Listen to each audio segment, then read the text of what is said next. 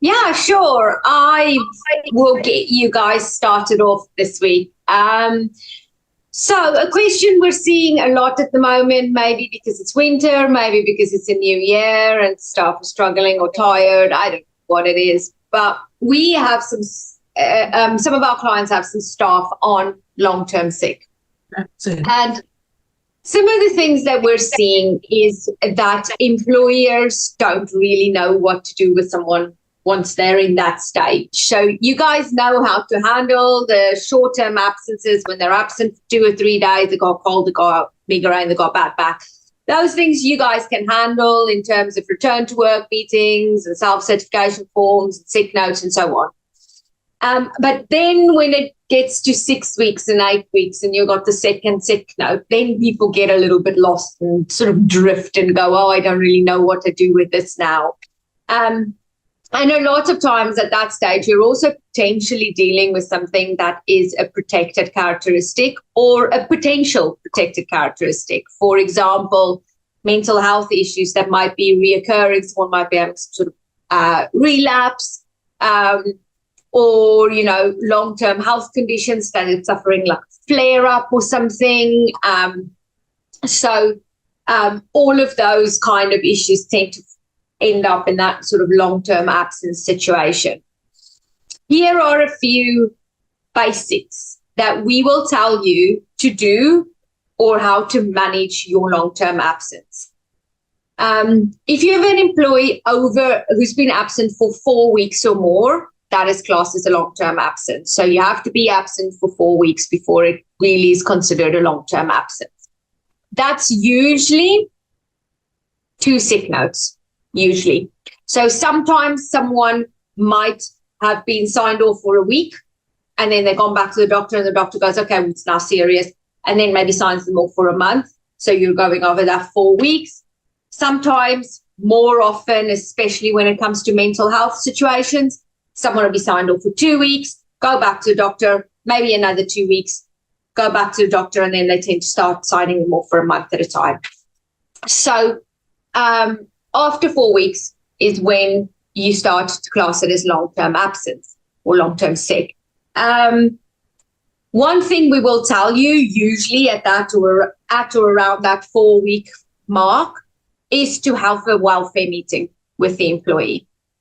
The welfare meeting is really for you to understand their situation, understand how long they might still be off sick, what is the doctor saying, what kind of treatment are they getting, do they need any support? It's generally for you to get an idea of what you're dealing with. Are you dealing with I'll be back in a couple of weeks, I just need another week or two? Or are you dealing with I don't know how long this is going to go on, I'm a mess situation? And that first welfare meeting especially is not a meeting to push. That's not a meeting to be like, when are you coming back? Do you know the impact of this on your team? Blah, blah, blah. That's not what we're doing here. This is welfare. You are finding out what's going on, how they're doing, what support they need, what the situation is. Then we will advise you to continue those welfare meetings. Generally, every 4 weeks is a good guide to go by. Or every time you get a sick note, because that's always it gives you it opens the door to you saying, thank you for your updated sick note, let's have a welfare meeting. And slowly but surely your welfare meetings will become more inquisitive. You'll be asking more about what's wrong with them. You'll be asking more about what's the doctor saying, what's the prognosis, what's the treatment, how long are we looking at here, what are we dealing with here? And also, depending on what comes out of that welfare meeting, but 99% of the time, at that first or second one, we're going to be telling you that you either need an occupational health or a doctor's report, because that will give you an idea of what you're dealing with, how long it's going to be, and what a return may look like in terms of adjustments. And then a lot of it is just waiting for the next thing to happen, sitting and waiting for the next sick note, or waiting for the occupational health report, or waiting for the GP report, or waiting for the employer to return to work. And please remember that if they go over the 28 weeks SSP and they're no longer being paid by you, they still need to continue to follow the correct absence reporting procedure, which means that they need to continue to send you sick notes. So we see this a lot. People stop with SSP and the employer just goes, oh, well, okay, now. And the employee just goes, oh, well, okay, now. And then the employee's just off and the employer is just going, I don't know what to do with them. I'm just not going to touch it. And there's no sick notes. There's no welfare meetings. There's no communication. And then after about a year, you come to us and go, how can you get rid of this person? And we're like, you haven't done anything for 6 months. So you got to keep on with the welfare meetings. You got to get those reports so that you understand that medical feedback. You need to continue to get the sick notes. And when you then come to us after 6 months or 7 months, we can say, okay, well, now we can help you progress to the next stage. So those are the things you need. You need the welfare meetings. You need the sick notes. You're going to need a GP report or an occupational health report. And you need to be mindful of that 6 month mark where your SSP ends, because that's generally when you want to start taking some further action. Anything I've missed? No, I think that's it. It's interesting because I had a conversation earlier today with a general manager, and it's not as bad as the sickness, but it was about dismissing people and dealing with them under 2 years service. So it's the same sort of thing, and we'll do questions after. But it's like, he was like, I don't understand why your team won't let me just dismiss people. And I'm like, well, because there's a risk of a discrimination claim.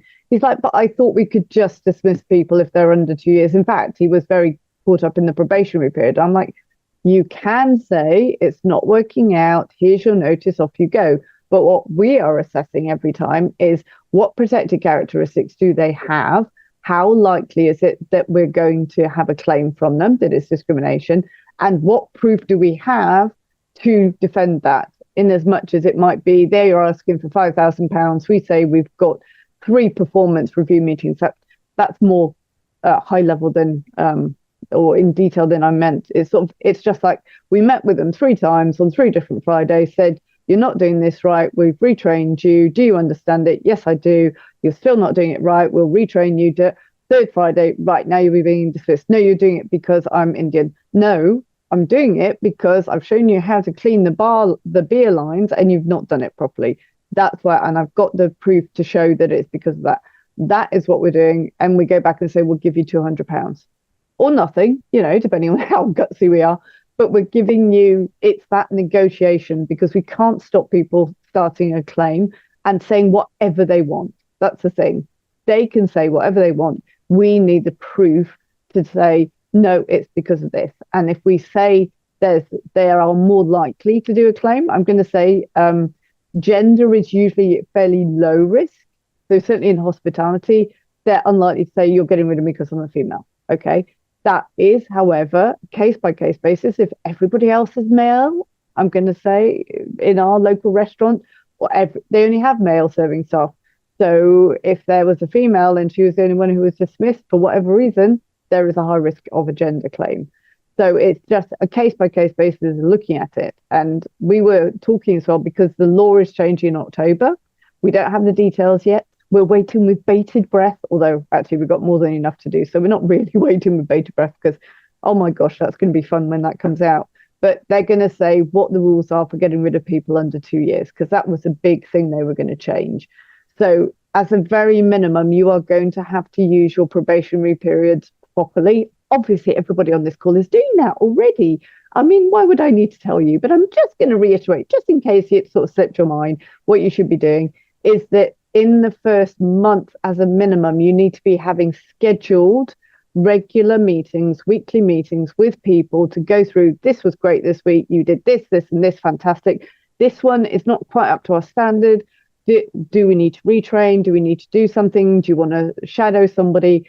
So that you get them up to speed really quickly. And you can also identify Are they putting the effort in? Is it an attitude problem rather than an ability problem? All of those things, so that you can part company without having invested, say, 6 months and then suddenly going, oh, I don't think they're any good. Well, have we ever told them they're good? And this was a little bit of an issue with this general manager, because I said, what you need to do is you schedule them from day one. You say, you will be having meetings every Friday in the first month. So it's not, you don't have to go up to them and say, oh, could we have a chat? Because then everybody likes, oh my God, what did I do wrong? Okay. It's a scheduled thing from the beginning, takes all the fear out of it. He still felt that his line managers and supervisors, and he didn't define which level was most concerning, but he didn't feel that they could deal with giving feedback to somebody that they weren't performing at the standard that they were supposed to. And I said, but isn't that their job? If you've got somebody in the bar who's supposed to be working, surely the supervisor's role is to notice what they're not doing right and to flag it up in a nice way. You're not supposed to be yelling at them and say, this is what we need to do different. You need to do that different. We don't do it that way here.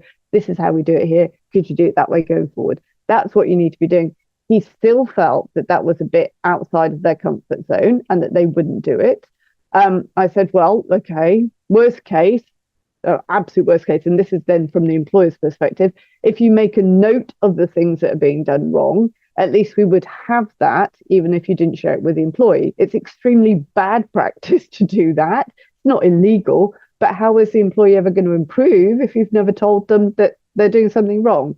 And he's like, oh, so do we have to actually make notes? I'm like, what do you mean make notes? He's like, well, actual put notes in their sort of personnel file. I'm like, yes. He's like, could we not just kind of think it? I'm like, no. And it was just interesting that going from how can we get rid of people under 2 years really easily, and I've come back with this is what you need to do, which is what a good business should be doing, all the line managers should be doing. That is apparently the huge problem. And I did point out that line managers and business owners get paid for doing the shitty stuff, not for doing the good stuff. We don't get the nice stuff. That's just lucky if we get it, but we get paid to do the horrible stuff. So it's like, actually, that's what he's like, oh, yeah, good point. So we will be doing online training for them. And I'm just wondering, maybe that will be one of our sessions that we can record on the Thursday lunchtime. Not at the moment, it's quite busy at the moment, but maybe towards the end of February, we'll do a half hour, like how to do, not a disciplinary, but how to do that every week probationary period feedback and the format and the words you can use and these type of things, so that you could share that with your teams as well, because it's for all levels within the organisation, so that we can get into the idea of using that probationary period before the law changes and we've got no other option. That's the thing. Okay. Question. Okay, Melanie Pointer was quicker by a fraction of a second, and then Lorraine. That's right, I don't mind waiting, but I think it was fairly quick. We've got somebody 0 hours on maternity. They've now come to the end of the 10 months paid bits. They're unpaid. We've had discussions about, do you want to come back or what do you want to do? They've said, yes, we can come back, but we need a minimum of 25 hours to make childcare viable. Now, I don't think I can offer that. So what's the conversation? Do you say, well, I can offer you as and when, or how do you bring that to a conclusion effectively if they're saying I want 25 and you haven't got that, or you can't commit to that regularly? Okay, so you revert back to her contract and you say to her, this is the contract that you are on. And this is because I am not in the position, our business is not in the position to guarantee 25 hours of work in your role. And therefore, unfortunately, the best I can do is to, continue to offer you work as and when, as per your 0 hour contract, as before you went on maternity leave. Now, I do need to put something in here, though. If you were always giving her 15 or 20 hours of work a week before she went on maternity, you should still try and do that. So if she was regularly getting, for the sort of 6 months leading up to her maternity, she was getting 15 or 20 hours of work every week, then really you should try and give her that again, because if she was going to try and base a case on something, it'll be that. Whereas if it was really ad hoc, some weeks she was doing 15 and some weeks she was doing 30 and some weeks she was doing nothing, then you carry on with that. Yeah, and also business has changed since she went off. It's a lot quieter. So that's a factor, isn't it? It is, but it shouldn't impact her in this conversation. So that's why, I mean, if you were always giving her 20 hours before, if you now started giving her 5 hours here and no hours there, then you might, if she was going to bring a claim, it'll be because of that. Whereas if this is the employee from memory, Mal, that you used to give around 5 hours a week, then continue to give her around 5 hours a week as before. What you don't want to do, just to give yourself some flexibility, is say in the meeting, I will give you as many hours as I did before. Don't want to do that because you might trap yourself a little bit. So give yourself some flexibility, refer back to the contract and say, as per your contract, I can offer you hours as and when, as we did before. Okay, great. And very briefly, I've got a slightly interesting, I don't know if you've come across this situation. You know, I've got a grievance, so I have to go through this, meet with one, meet with the other. I've met with the other, and what's actually come out in that meeting is that potentially the person who brought the grievance has done things that could be considered gross misconduct, and the other person says they have proof. How do you then sidetrack to that, or how do you deal with that? Oh, that's a nice one. Like that. Juicy one.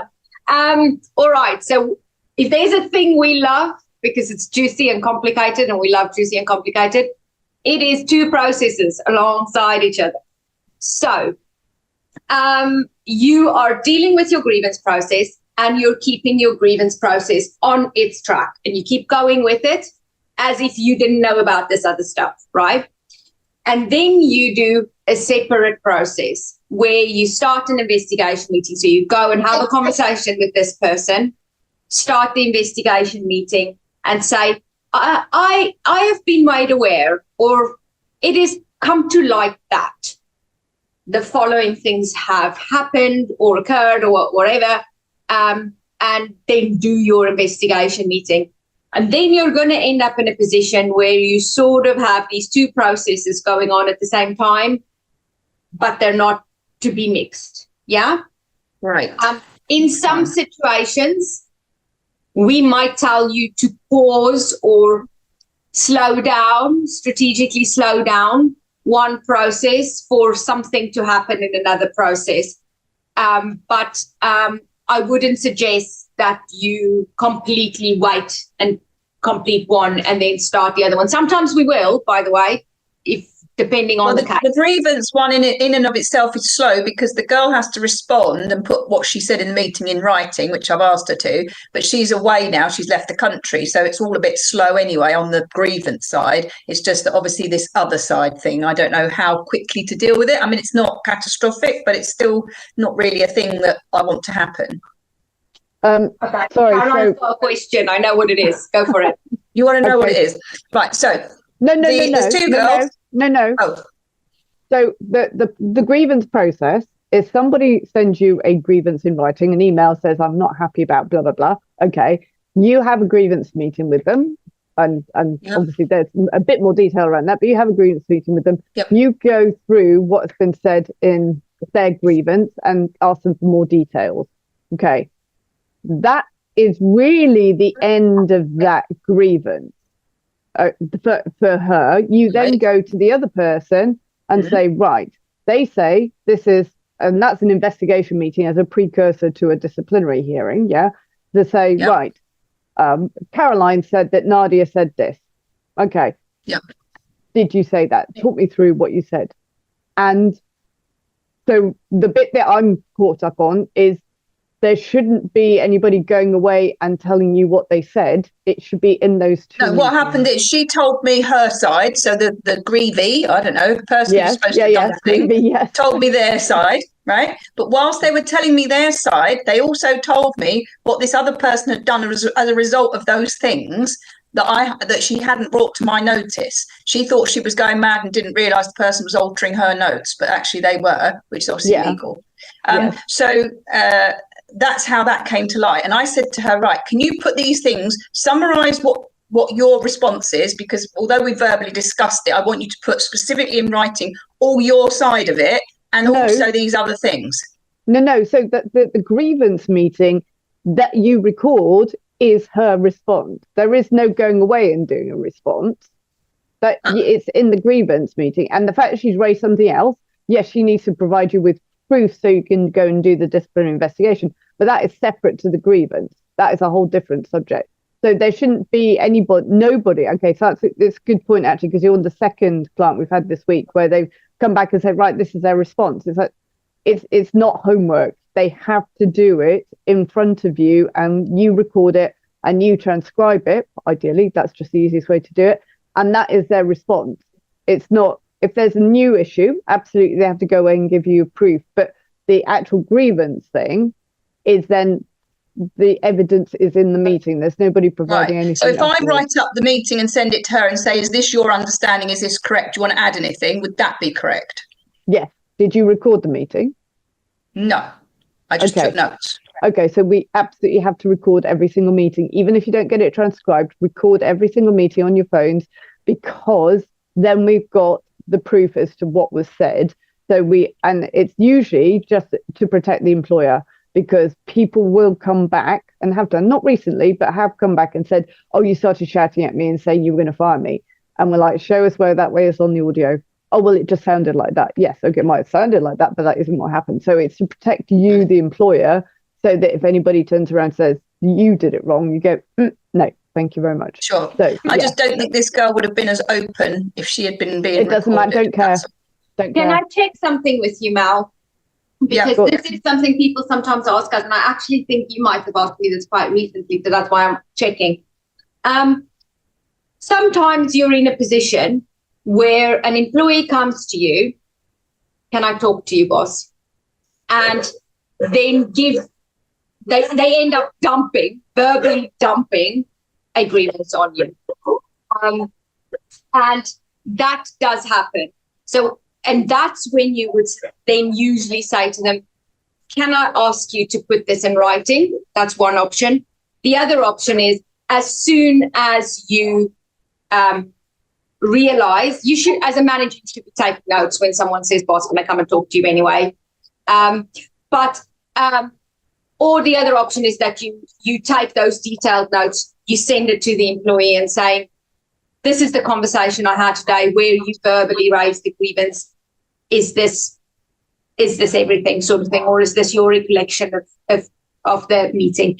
So I just want to check if that's what happened in this case, because sometimes it's basically, we had this meeting, it was all a bit last minute because she was leaving the country, and I had to squish it in where I could squish it in, because I had a conversation, I think it might have been with you, to say, shall I do it when she gets back, which is what I was going to do. No, it might have been Caroline, and Caroline said she won't remember it and that. So I shoved this meeting in anywhere I could fit it and literally said to her, right, what's your side? She'd made a load of notes, but she hadn't finished them. She talked through it. Then she told me this extra bit, and I said, right, finish those notes and send it to me.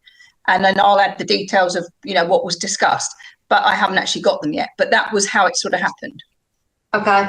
I mean, it's still better to record a meeting always, even if you might even be in the position where you're realizing what's happening. You're realizing you're in a meeting where someone's bringing some complaints to you about another employee, and you might just pause and say, actually, do you mind if I just record this so that I can concentrate on talking to you, and I've got the notes and I can transcribe it, or something like that. It is best to have a recording. Obviously, like I say, you do have those situations where you might not, and then hopefully you have quite detailed notes. But if it's possible, do try and record your meetings. What about if I wait till she comes back and then we talk through the notes she sent me and we record that meeting to say, actually, we got it down so she didn't forget it, which is what Caroline said, so she might forget it. And then when she comes back, we could say, let's review your notes, what you've sent to me, and let's record this meeting. Is that going to be too long, or is that okay? It's okay, but it will drag your process out. I feel it's more work. a rock and a hard place now. Yeah. At no fault of your own. It just sometimes these things end up like this. So you can do that for, being proper and complete in your process. But I do think it will drag your process out. And but also that might not be a bad thing if I've got a potential disciplinary alongside it. It might not be a bad thing dragging it out, because I can then look into this disciplinary as well. Yeah. So it's not tragic, and you could absolutely just send her your notes as recollection as well as you can, and then say, let me know if I've missed anything. I wouldn't even say, do you agree with it? It's just, here are the notes from our meeting. Let me know if I've missed anything. And then silence is agreement. Yeah. Okay. So. Cool. Thank you. Okay. Lorraine. Hello, just a quick one back to long-term absence. I've got someone who's been off on long-term absence, and she's just come back on a phased return, working 4 hours a day rather than 8 hours a day. Now, should I have a doctor's note, a fit note running us alongside that? I wouldn't normally. No, sorry, I thought that you. No, Nadia just mentioned that. Sometimes you do, sometimes you don't. Sometimes you have a GP note that says they're coming back 3 days a week. And then you're paying them SSP for the other 2, and you've got a sick note. But I'd say more of the time you don't. It's sort of a conversation about a phased return and what you need, and it's something that you and the employer have put in between you, and the GP's not really been involved. So it kind of depends, but I find that more often, Caroline, I'm sure you're agreeing, more often it's something that you and the employer have put in place, and there isn't a GP note involved in that.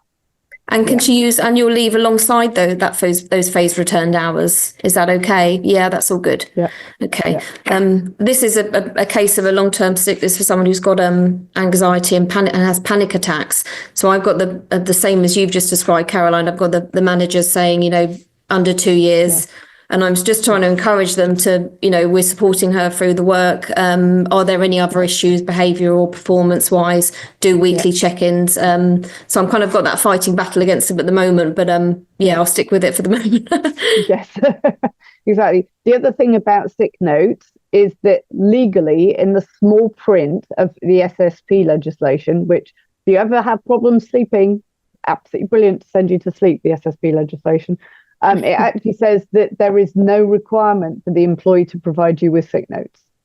Okay, that is something that we, again, as employers have put in to make sure that people are genuinely off sick. But that's why it's not quite so critical around a phased return, because you can see what they're doing. You can see they're ill, they're going. But as long as they're working okay, then I wouldn't worry too much about the sick notes, because you also don't need it to pay the SSP. That is not an SSP requirement. It's just an employer requirement. It's only when they're off and you can't see them that it's more of an issue. Yeah. Perfect. Thank you. Okay. We're sort of at our time, and I have a lunch date today. So I didn't know, Steve, have you got any questions? I might zip out and you can have Nadia. A very quick one, a little bit out of left field, as I always am. So, and this does affect me, is no issue, but I'm just curiosity.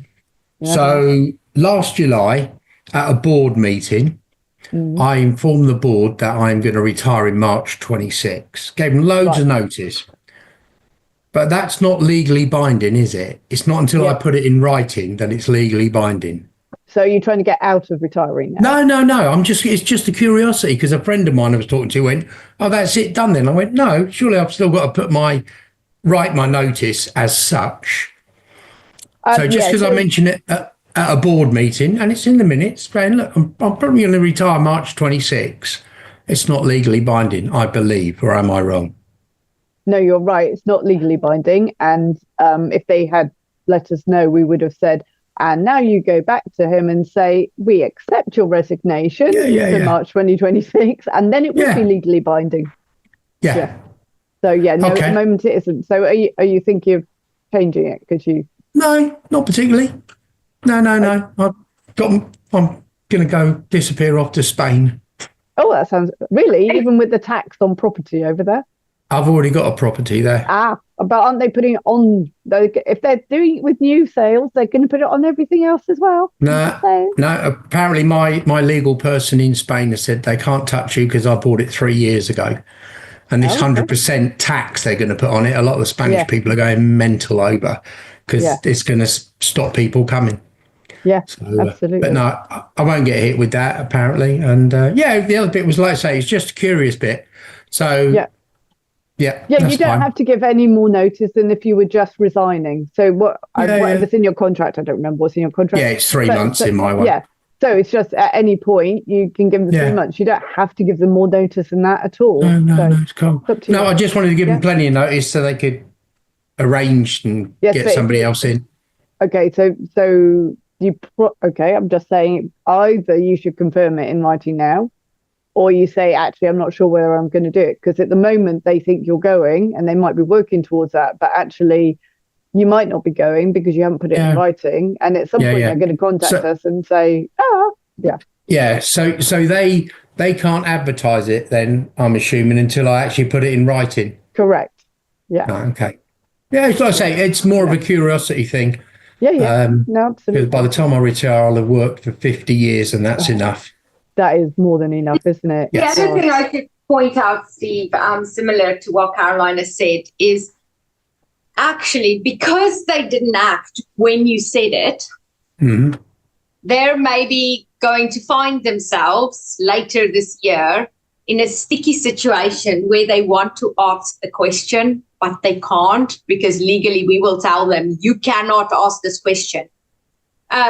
So, you know, if you've given them this notice to help them, then I would suggest that maybe sort of 6 months or a year out, you confirm it in writing when you're ready. That's my plan. Because otherwise, they're going to want to ask you the question of, are you still going? Is it still this time? Because we need to get on with things. But we will be advising them that that's a no question to ask. You got to wait until he says something. So that's fine. And like I say, you know, we got a good relationship as a board, and I've done it just purely to give them plenty of notice. So which is nice. It was just curiosity I wanted to work out. So that's what I'll do. 6 months before, I'll put it in writing. Therefore, they can then go ahead and start dealing with it. Cool. Okay. Any other questions, anyone? I see Caroline's buggered off to her lunch date. Nice. Any other questions? Tony? No, I'm good. Thank you. All right. We'll see you guys next week then. Thank you. Bye. Thanks for watching. If you want a free tribunal audit of your employment contract and handbook, click the link in the description below.